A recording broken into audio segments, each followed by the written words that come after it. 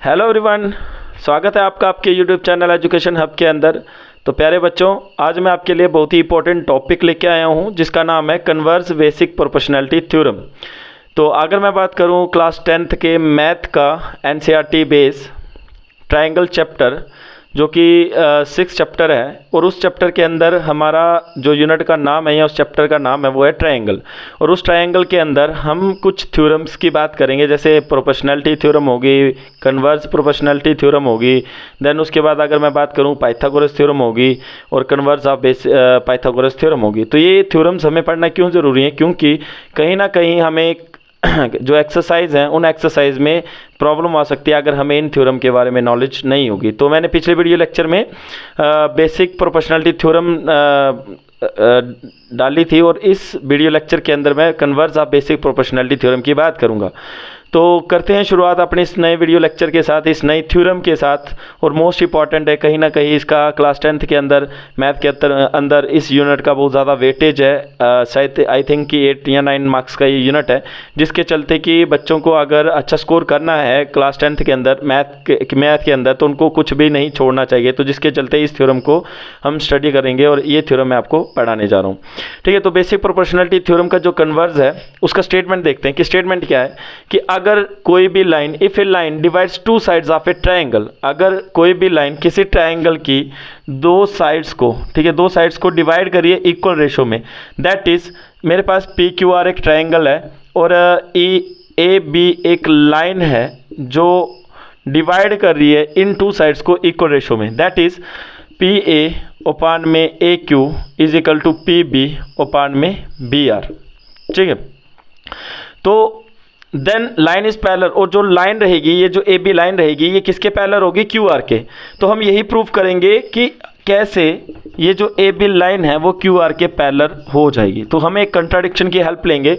तो स्टार्ट करते हैं अपना इस थ्योरम को। तो given that if A line, ठीक है, if A line divides the two sides of A triangle in A equal ratio. तो ये जो स्टेटमेंट का इतना सा पोर्शन है, ये गिवन दैट, गिवन में ये चीज़ दी है कि अगर कोई लाइन ट्रायंगल के टू साइड्स को इक्वल रेशो में डिवाइड करते हैं, तो दैट इज पी ए, ये जो लाइन है ये इस ट्रायंगल की टू साइड्स को इक्वल रेशो में डिवाइड कर रही है। ठीक है, तो पी ए ओपान में A Q is equal to P B upon में बी आर।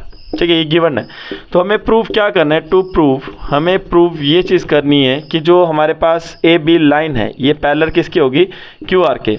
तो इसको हम प्रूव करेंगे with the help of contradiction. एक हम कंट्राडिक्शन लेंगे और उस कंट्राडिक्शन की हेल्प से हम इस थ्योरम को प्रूव करेंगे। तो मैंने एक पॉइंट लिया है बी, जो कि नियरेस्ट है बी से, बी डैश मैंने एक पॉइंट लिया जो नियरेस्ट है बी के, और इस ए से इस बी डैश पॉइंट को किया है मैंने ज्वाइन। तो जब ये इस पॉइंट को ज्वाइन करा और ये एक अज्यूम करा, let us assume A B dash parallel to Q are.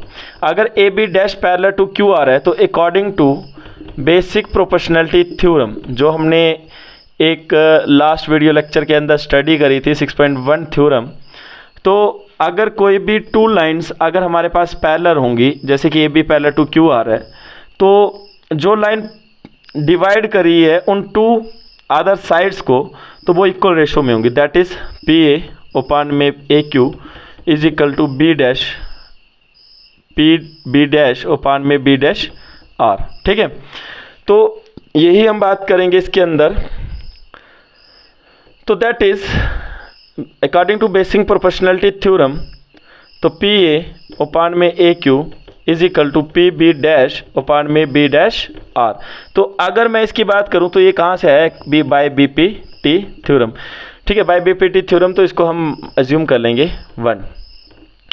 ठीक है, तो देन अगर मैं बात करूं नेक्स्ट की, गिवन की, तो बट गिवन में हमें एक चीज़ दी है, चेक करो ना, गिवन में हमें क्या दिया हुआ है कि जो पी ए है वो divide by A Q is equal to P B upon में बी आर। ठीक है, तो अगर इसको मैं बात करूं तो ये गिवन में ये बात बोली हुई है हमें, तो इसको मैं क्वेश्चन सेकंड मान रहा हूं। अगर मैं डिवाइड करता हूं या कंपेयर करता हूं, कंपेयरिंग, ठीक, comparing equation first and second, अगर इन दोनों इक्वेशन को मैं कंपेयर करता हूं तो मेरे पास, ध्यान देना कि जो P A open A Q, let say ये मेरे पास x है, ये मेरे पास y है, ये मेरे पास x है, ये मेरे पास z है। तो अगर हमारे पास x is equal to y है या x is equal to z है तो मैं ये बोल सकता हूँ कि y is equal to z है। ठीक है, जिस कारण से हम ये कंसीडर कर सकते हैं कि जो y है वो किसकी इक्वल है, z की इक्वल है। तो सेम वही कंडीशन कुछ मैथमेटिकल ऑपरेशन का यूज़ करते हुए मैं ये चीज़ लिखूंगा कि जो मेरे पास पी बी डैश है divide by B dash R है वो किसकी इक्वल है, वो हमारे पास है पी बी ओपान में बी आर। देखो चेक करो कि मैं एक बात बोल रहा हूँ कि as P B dash upon में B dash R is equal to P B upon में बी आर। तो कहीं ना कहीं मैं एक चीज़ कंसीडर कर रहा हूँ कि जो पी बी डैश है, ये थ्योरम कहीं ना कहीं इसका प्रूफ ये कंसीडर कर रहा है कि जो पी बी डैश है वो किसके इक्वल है, पी बी के। ठीक है, वो किसके इक्वल है, पी बी के।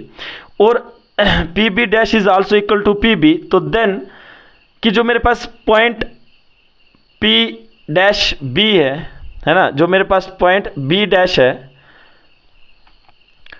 तो कहीं ना कहीं ध्यान दो, एक लाइन ड्रॉ करता हूँ। ठीक है, जैसे ध्यान दो ये मेरे पास P है, ये मेरे पास B है और ये मेरे पास R है, और मैं एक पॉइंट ले लेता हूँ that is the B dash. और मैं यहाँ पे कंसीडर कर रहा हूँ कि P B is equal to P B dash, है ना, ये दोनों बात एक ही है। ठीक है, देखो पी बी अगर पी बी डैश की इक्वल है तो B डैश कोई पॉइंट हुआ ही नहीं। चेक करो ना कि B डैश कोई पॉइंट है ही नहीं, वो जो B डैश हमने एज्यूम करा था कंट्राडिक्शन से वो बेसिकली B के कोइंसाइड ही, B के ऊपर ही है। तो एज अगर मैं बात करूं पी बी डैश जो हमने ली थी, सॉरी ए बी डैश जो हमने ली थी, एज्यूम की थी क्यू आर के पैरेलल, तो क्या मैं ये कंसीडर कर सकता हूं कि जो मेरे पास ए बी है वो भी किसके पैरेलल है, क्यू आर के, क्योंकि जो बी डैश पॉइंट है वो कोइंसाइड कर रहा है किसके ऊपर, बी के ऊपर। तो दैट इज हम यहाँ से एक चीज़ कंसीडर कर सकते हैं कि जो मेरे पास ए बी है वो क्यू आर के पैरेलल है, और दैट कि A B is parallel to Q R, तो ये मेरे पास हो गया हैंस प्रूव्ड। ठीक है, तो इतना सा थ्योरम था। आई होप कि आपको ये समझ आया होगा। तो मिलते हैं नेक्स्ट वीडियो लेक्चर में नए टॉपिक के साथ, तो तब तक दीजिए इजाज़त। और हमारे इस